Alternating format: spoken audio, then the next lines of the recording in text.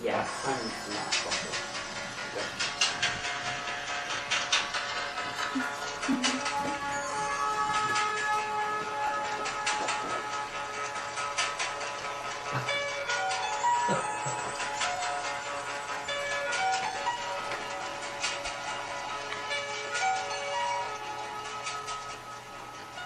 As monarch of the Empire of Adamia, I, Emperor Adam I, do hereby call this the 54th meeting of the ruling council into effect on today, the 20th of August 2016. To the most honourable gathered representatives and all who may hear this, greetings. It is with great pleasure that our Imperial Majesty hereby declares the term of the 4th Legislature of the ruling council has officially begun and shall last from now until July 2017, covering 12 meetings of council. In this council assembled, the 5 provinces of the Empire of Adamia are represented by means of their landed noble and an elected councillor. Furthermore, delegates represent the colonies far from this chamber and our citizens living abroad in the United Kingdom and elsewhere. These 12 representatives who form the council during its 4th legislature are as follows. Present on behalf of the province of Primoria are the Duke of Primoria, His Imperial Highness Prince Jake, and the Councillor of Primoria, His Imperial Highness Crown Prince Daniel. On behalf of the province of Maternia are the Duke of Maternia, His Grace Sir Paul McKenna, and the Councillor of Maternia, Her Imperial Highness Emperor Mother Jane. On behalf of the province of Titania are the Duke of Titania, His Grace Sir David Hall, and the Councillor of Titania, His Grace Sir Reginald Hall. On behalf of the province of Watertopia are the Duke of Watertopia, His Grace Sir Matthew Foster, and the Councillor of Watertopia, Her Grace Madam Julie Foster. And on behalf of the province of My Way are the Duke of My Way, His Grace Sir Christopher Hall, and the Councillor of My Way, Ellen Hall. On behalf of the colonies is our Imperial Majesty, and on behalf of our citizens abroad is Lord Sir Andrew Hall. As dictated to us by our most venerated fundamental law, the Supreme Directive, this legislature oversees an executive government led by a Prime Minister elected by the peoples of the Empire. The Prime Minister of this term was elected in a national election 1 week ago. The results of the election are as follows. Province of Primoria, Emperor Mother Jane 0, Sir Paul McKenna 4. Province of Maternia, Emperor Mother Jane 2, Sir Paul McKenna 0. Province of Titania, Emperor Mother Jane 0, Sir Paul McKenna 1. Province of Watertopia, Emperor Mother Jane 1, Sir Paul McKenna 1. Province of My Way, Emperor Mother Jane 3, Sir Paul McKenna 1. Colony of Durnland, Emperor Mother Jane 1, Sir Paul McKenna 0. Colony of El Grandens, Emperor Mother Jane 0, Sir Paul McKenna 0. Colony of Capania, Emperor Mother Jane 0, Sir Paul McKenna 1. Colony of Burlia, Emperor Mother Jane 1, Sir Paul McKenna 0. Non-territorial citizens, Emperor Mother Jane 3, Sir Paul McKenna 4. 23 out of 25 votes were cast, giving a turnout of 92%. Totals are Emperor Mother Jane 11, Sir Paul McKenna 12. His Grace Sir Paul McKenna has been duly elected Prime Minister of the Empire of Adamia.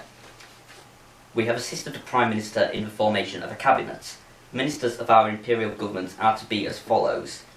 Prime Minister Sir Paul McKenna, Deputy Prime Minister Sir Reginald Hall, Minister of Finance Sir Reginald Hall, Minister of Foreign Affairs our Imperial Majesty, Minister of Citizenship Emperor Mother Jane, Minister of Information Madam Julie Foster, Minister of Culture Lord Sir Andrew Hall, Minister of Science and Technology Crown Prince Daniel, Minister of the Environment Sir David Hall, Minister of Infrastructure our Imperial Majesty.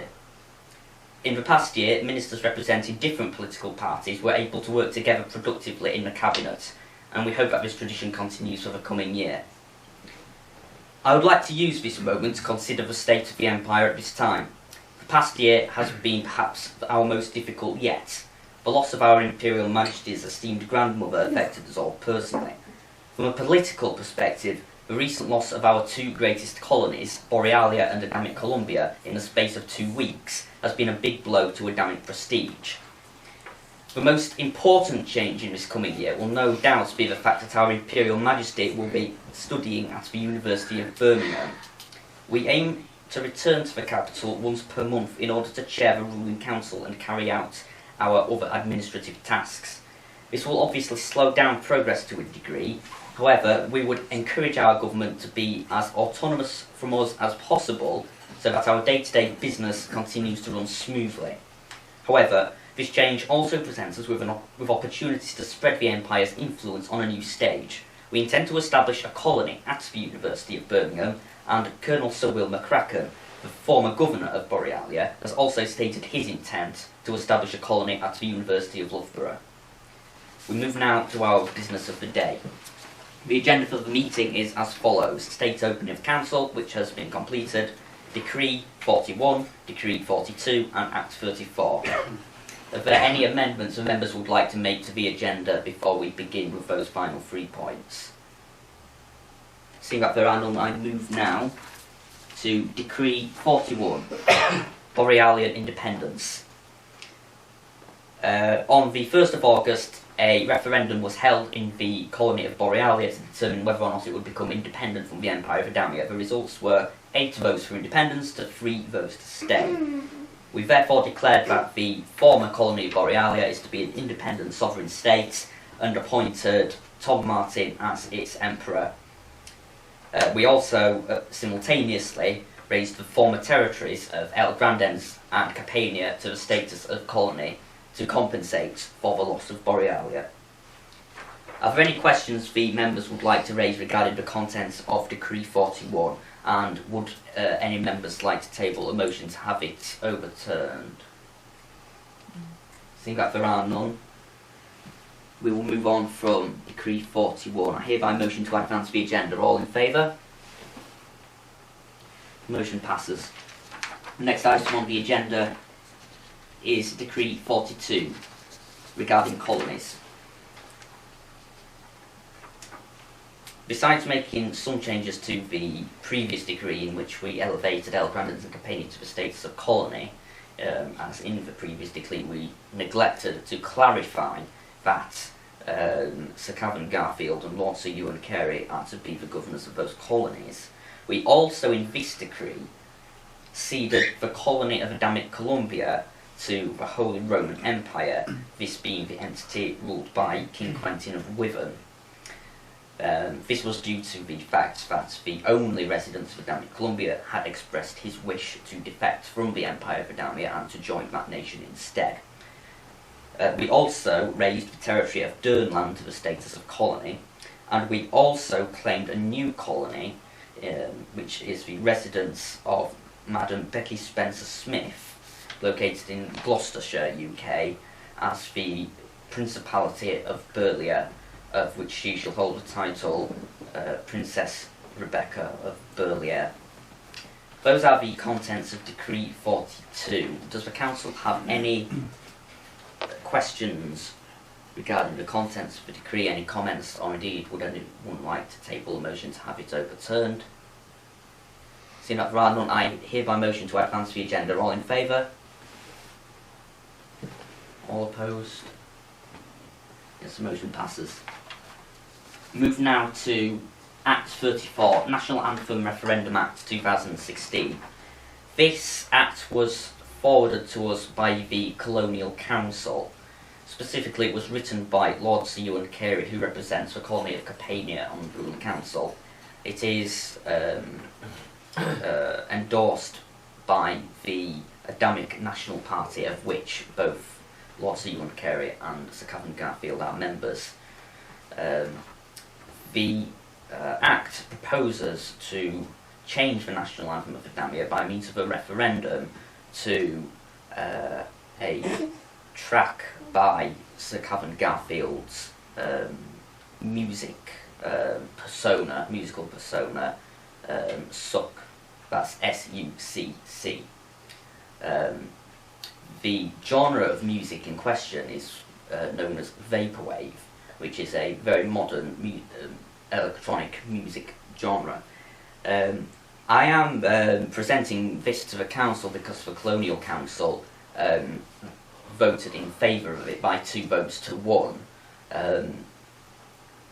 by means of the Adamic National Party exercising their majority on the Colonial Council. And as such, I am legally obligated to propose it to the ruling council.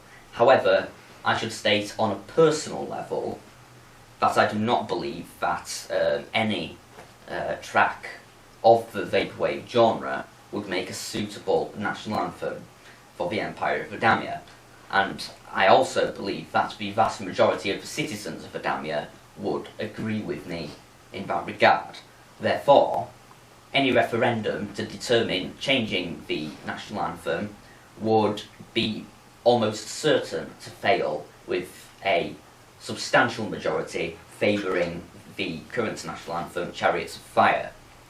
As a result, I would hold the position that holding a referendum on changing the national anthem to something that has such little support would be something of a drain on resources, as organising referenda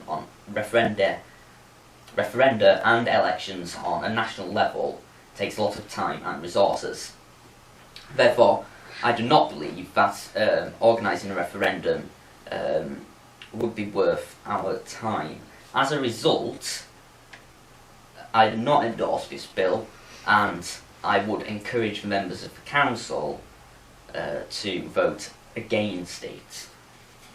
Are there any questions that the council would like to raise regarding the contents of the Act, or indeed any comments on its nature? The Councillor of Maternia. I trust what you say is right in the choice of music, but out of curiosity I would like to hear this music. Very well. Not now. Not now. Okay. Later I should be able to give you a sample. It is notable, in fact, for being the first single to have been produced in the Empire of Adamia, and it is part of the first ever album to have been produced in the Empire of Adamia. So it is notable in that regard. However, I still maintain that I do not believe that it would be an appropriate national anthem. Yeah. Are there any other comments or questions regarding the National Anthem Referendum Act? Seeing that there are none, I hereby motion that the Ruling Council pass the National Anthem Referendum Act 2016 into law. All in favour? 1, 2, 3, 4, 5, 6. Wait, hang on. Can we count that again, please? Wait, 1, 2, 3, 4, 5, 6, 7, 8. All those opposed? The Act passes with 8 votes in favour and 1 vote opposed. I would like to comment at this point that, despite the fact that it seemed many members of the council would have been in agreement with me, and indeed the Council for Maternia stated so, only I myself did vote against the Act. And perhaps now the council might want to reconsider. However, it is a little bit too late now that the council has once again voted through an Act, despite its many flaws which I have expressed. Well, I think we're confused, Adam. I think we thought we were voting to keep the original one. The motion was to pass the Act which proposed a referendum on changing the national anthem. Oh, sorry, right. No, we don't. We don't want a referendum. Noting that, would the ruling council like to pass a motion overturning the previous motion? Yeah. Perhaps.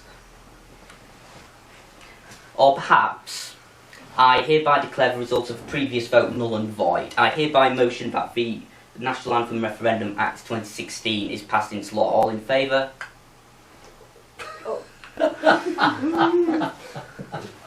All opposed? 1, 2, 3, 4, 5, 6, 7, 8, 9. 9 votes opposed, 0 votes in favour. The motion fails. That brings us to the end of the agenda for this meeting of the ruling council. Is there any other business that anyone would like to raise before I adjourn the meeting? Seeing that there is none, I hereby declare this meeting adjourned. Thank you very much.